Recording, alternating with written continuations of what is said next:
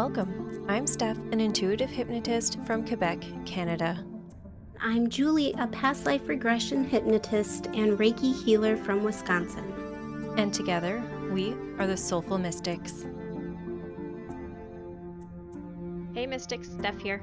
In today's episode, I'm going to share a dream I had recently, a message I got through channeling about dream work, and a spontaneous past life memory I had. Before I get started, I wanted to thank you all for allowing and welcoming us to share our voices and our stories. This past year has been immensely healing for both of us. And by working through our deepest wounds, we have both opened up a lot more spiritually. And what follows that is a great need for rest. And so together we decided to take some time to honor our healing journey, our bodies, and our souls by taking a pod break.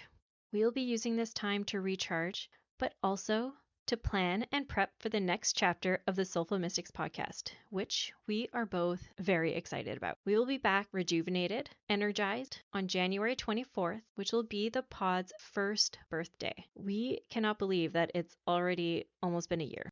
We have so many exciting things coming in season 2. We've been experimenting with new kinds of sessions like entity removals, channeling beings, psychic channeling, and a lot more. We will be sharing those sessions in season 2. And we'll also be collaborating with other amazing healers, lightworkers, psychics. And if you want to come on the show and tell us your story, talk about your offerings, or anything else weird and woo, send us an email at soulfulmysticspodcast@gmail.com. And to thank you all for your love and support this past year, we are both offering a 10% discount on all our services for you Mystics. You can make as many purchases with the coupon code SMP10 until January 24th, 2024. We're so excited to continue our work with hypnosis and really look forward to working with listeners especially. And if you're ready to discover more about your soul and your journey, let's explore together. You can book a session with Julie at soulseekerhypnosis.com or with me at soulfulstephanie.com. All of our links are in the show notes below. If you're feeling generous and would like to leave us a 5-star rating and write us a review, we are forever grateful. Ryan LP wrote, Steph and Julie are keeping it real in the mystical realm. It's wonderful to hear their stories and experiences. Every episode has been great so far. Looking forward to what more is to come. Thank you. And we are also looking forward to what's to come. We really love what we do as hypnotists, and we love connecting with listeners. Please send us all your questions, comments, suggestions for the new season, and we love hearing your ideas and stories. All right, jumping into a dream I had recently. I had scheduled a shaman healing session with a friend of mine, and that shaman had asked us to record our dreams because there was some importance to it that was going to come to our session. So I often forget to record my dreams, to write them down, and I remember them very briefly, or like little parts of it, but not the full extent of it. So I started doing this as soon as she suggested it. And there were a lot of dreams that we won't go into right now. But this one in particular was very interesting. It was a few days before my session. So my dream, it seemed like my whole family and other people that felt really familiar. Some of them were blurry, yet I could sense their energy. I felt they were familiar. I just couldn't see who they were. We were all on some kind of aircraft, a really big one. We had these suits on, white, kind of puffy. It felt like a spacesuit. We didn't have any helmets. I noticed a light appeared on the back of everyone's head. It was a symbol, and some of them lit up all of a sudden. And my brother in this life, Joe, had the same one I had on the back of my neck. And I asked him what it was that was lighting up on everyone's neck. And he said it was an amulet. It was a symbol. It looked like a third eye symbol with something like a crescent moon on top pointing upwards. That was mine.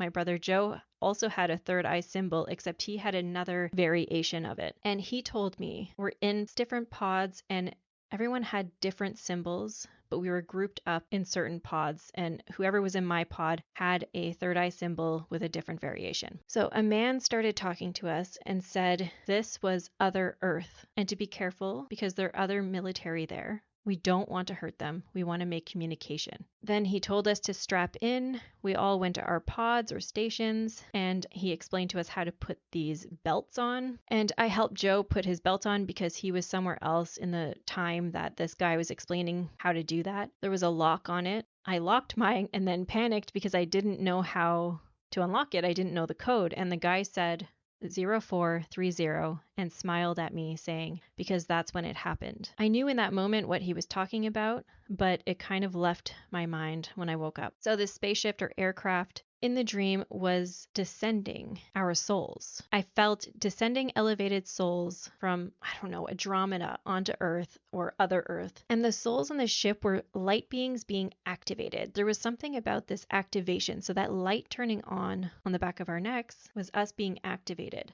I grabbed my phone to check the time and write about the dream that I just experienced. And as I was typing it, my partner, who talks a lot in his sleep, said very loudly, "Where are you from?" And it scared me. I dropped my phone, and as I dropped it, I guess my finger hit the flashlight, which woke him up, or I thought woke him up. He asked if I was okay. In a half sleep, I guess. I said yes and asked who he was talking to, and he said the jetpack people as he was drifting back off to sleep. He doesn't remember any of this, so I assume he was half asleep. I'm not sure. So Julie and I recently did a channeling session where she facilitated and I channeled one of the master teachers that I was trying to connect with and that had come through during the shamanic healing I did. And she said that we're doing a lot of work in the dream world, in that realm, and it can be heavy at times. And so it's really important after you have a nightmare or a bad dream or a heavy dream, or you just wake up feeling unrested, to wash it off. And she said it in a way that's just, it sounds so simple, like take a shower and literally imagine the water is purifying you and cleansing you, not just your physical body, but your spiritual body, your emotional state, all of that. And I know it's really hard when you're struggling, because these past few weeks I've been struggling a lot with just feelings of depression, low energy, and self-doubt. It's really hard during those times to take care of yourself, yet that's when you need it the most. So I feel like if I just have to wake up in the morning and take a shower and imagine, visualize, which is very easy to do, my soul being cleansed as well, then I can do that. And then what comes afterward, I'll just try to go with the flow, allow my feelings to be felt and experienced, and then release it, move the energy by going for walks, she said as well, or just moving in a way that feels good for you. And I believe we do a lot of work in this dream world. And even if you don't remember your dreams, I still think you're doing a lot of work. My partner Max does not remember any of his dreams. And I'm telling you, he talks every night. He laughs a lot in his sleep, which is really creepy. And also, like, why am I dealing with all of this like traumatic nightmare dreams? And like, he's at a comedy show. It just doesn't seem fair. But he also spoke in another language, like a language he does not speak in the waking world. I believe it's Latin, but I really have no idea. So we started recording his dreams, or we started recording our nights, and maybe I'll share a little bit of him giggling just to show you how creepy it is. But then last night he spoke with an English accent, like a British accent, and he's very French, like a very French thick accent. And I am still waiting to hear that recording. I will share it with you if he gives me permission. But then it really just justifies, if you don't remember your dreams, you're still having a heck of a night, because he will talk in his sleep every night. Something will happen every night for him, and he doesn't remember any of it ever. All right. If you're interested in talking about dreams, or if you want to share some of your dreams with us, please send it to us, and we will try to find a way to work in maybe a couple episodes next season about dreams. And if we have enough stories and people who want to talk about that, we'll probably dedicate a whole month to it. Now, to spontaneous past life recollection. It is very possible, and I think we all do it in some way or another, where we remember these past life memories spontaneously. So one of my nephews is 7, and he is an explorer to his core. And I wanted to do something with him, so I found this cave, took him to go explore the cave, which was a whole other thing. If you don't think heights are going to be a factor in a cave, you are not correct. I am terrified of heights. I had a panic attack in there. It was very scary for me, just the height. But when I got home, I was cooking and I was still adrenaline rushed from my panic. And I was boiling water, and then I had this spontaneous memory. So I don't know if any of you have gotten sucked into a daydream and you know you're daydreaming, but your physical realm just kind of blurs and you're really invested into this dream or memory or whatever it is. That's what happened. And I had this spontaneous cave memory. So first, I saw myself as a young man. I think I was in my 20s, and there was another young man a bit younger than me next to me.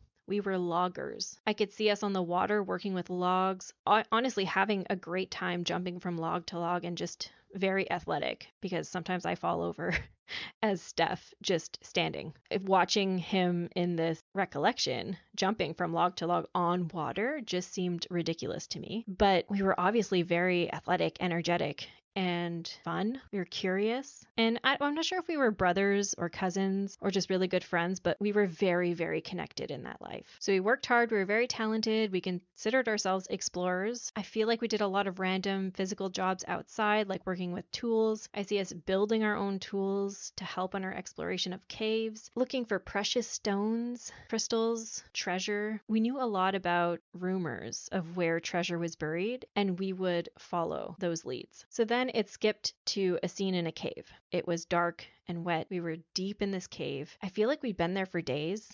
Not lost, just trying to get further and further inside, exploring places that nobody has been before. We were even sleeping inside, which it was very humid, cold, and wet. We had equipment that we made ourselves, which how cool is that? And we were digging inside the cave, looking for a cavity that I felt was there. So he was our map guy. And the man I was with was Chase, my nephew. So it was me and my nephew Chase in another life. He created maps as we explored. So he had an amazing sense of direction, even underground, and he still does. He is amazing at it. We were excited to find this cavity within the cave, wondering if it had any natural tunnels leading even deeper. So we were really invested in this. We got through with a lot of work and patience, and we made a small hole and saw that there was a pit. So we didn't know how big or deep. It was just too dark. The echo was intense, so we felt like it was large. We were hammering. I had no more patience at the time. He suggested we take it slow. I didn't listen. So I hit my hammer and pin and felt a rumble, and the sound felt really loud and angry, and I felt a tremor. I knew I was going down. I pushed him away as far as I could, and I fell into this abyss with all of our tools. It seemed like I was falling forever. There were rocks, everything following after me, and I was crushed, or it felt like there was just a lot of pressure. I couldn't see anything. He tried to get to me for days. I would tell him there's no use, like one wrong step and he'll be down there with me, and he refused to stop. So, and this part gets me every time. I had to pretend I was dead in order to save him. And after not hearing me respond for what felt like days, I heard him cry and scream, cursing at me, at God, this cave. I had to hear him grieve for this brother that he lost, and I was still alive listening to this and experiencing it with him. And it was so gut-wrenching and heartbreaking, but I knew it was the only thing that would save him because he was such a kind and good soul that he would have tried everything to save me. And so I knew it would take him days, if not weeks, to get enough equipment to come back, and I knew I would be gone by then. So that was the only thing that I could do. And once I passed and went into the life after lives, eventually it was my mission to be his guide, to help him regain his joy in exploring. And I felt my soul tag along on his amazing expeditions and work at keeping him safe. It was a really beautiful, spontaneous memory that really explained a lot about Chase and our connection. We have a very strong connection, and also helped me understand that once our loved ones pass, they do really act as our guide and have that kind of double purpose.